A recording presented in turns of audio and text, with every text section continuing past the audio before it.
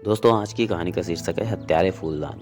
एक बार महाराज कृष्णदेव राय ने अपने राज्य का वार्षिक उत्सव बड़ी धूमधाम से मनाया। उसमें आसपास के राजाओं को भी आमंत्रित किया। सभी ने उन्हें कीमती उपहार दिए। उपहारों में 4 बेशकीमती फूलदान भी थे। महाराज कृष्णदेव राय को वे फूलदान इतने अधिक मन भाए कि उन्होंने उनकी हिफाजत के लिए अलग से एक सेवक तैनात कर दिया और उसे सख्त हिदायत दी कि यदि फूलदानों के रखरखाव में किसी प्रकार की लापरवाही हुई या वे टूट गए तो उसे मृत्युदंड दिया जाएगा।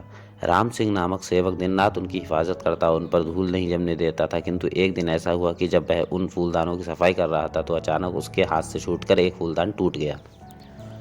महाराज को खबर मिली तो वे आग बबूला उठे और उन्होंने तुरंत आदेश जारी कर दिया कि राम सिंह लापरवाह सेवक को आज से 8वें दिन फांसी दे दी जाए। सैनिकों ने फौरन राम सिंह को कारागार में डाल दिया। यह बात तेनालीराम को भी पता चली तो वे महाराज के पास गए और बोले, महाराज, राम सिंह 20 वर्षों से महल की सेवा में, उसे इतने मामूली नुकसान का इतना कठोर दंड देना उचित नहीं है। उस समय महाराज क्रोध में भरे बैठे थे। बोले, हमने जो आदेश दे दिया वह अटल है।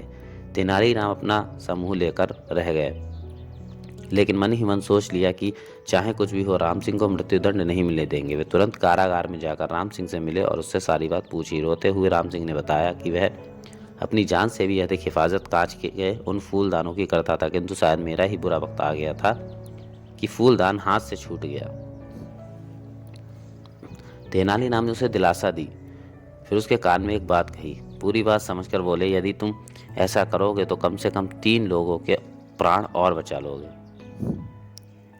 दिन तेजी से बीते और फांसी वाला दिन भी आ गया। उस दिन सभी फांसी गृह में एकत्रित हुए। महाराज भी आए। राम सिंह को लेकर उनके मन में अभी भी क्रोध था। वे अपनी आंखों से उसे फांसी पर झूलते देखना चाहते थे। राम सिंह को फांसी के तख्त पर चढ़ा दिया गया।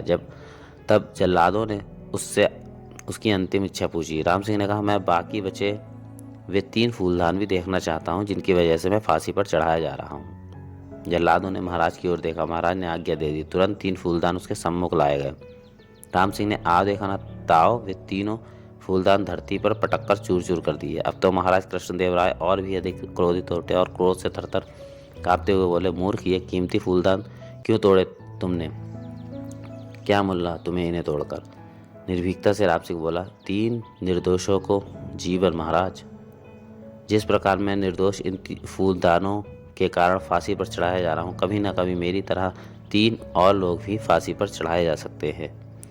ये फूलदान मनुष्यों के जीवन से अधिक कीमती नहीं है महाराज। राम सिंह की बात सुनकर जैसे नींद से जागे महाराज कृष्णदेव राय एक पल के 100वें हिस्से से भी पूर्व उनके मस्तिष्क पर छाई क्रोध की सभी परतें हट गई और उन्हें तुरंत आभास हो गया कि क्रोध में वे यह कैसा अनर्थ करने जा रहे थे।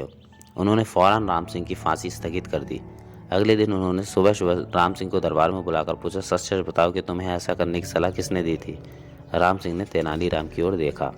महाराज कृष्णदेव राय सब कुछ समझ गए। फिर तेनालीराम से मुखातिब होकर बोले, आज तुमने एक निर्दोष की जान तो बचाई है तेनालीराम, हमें क्रोध में विवेक न खोने की मूल सलाह भी दी है। तुम धन्य हो तेनालीराम, तुम धन्य हो।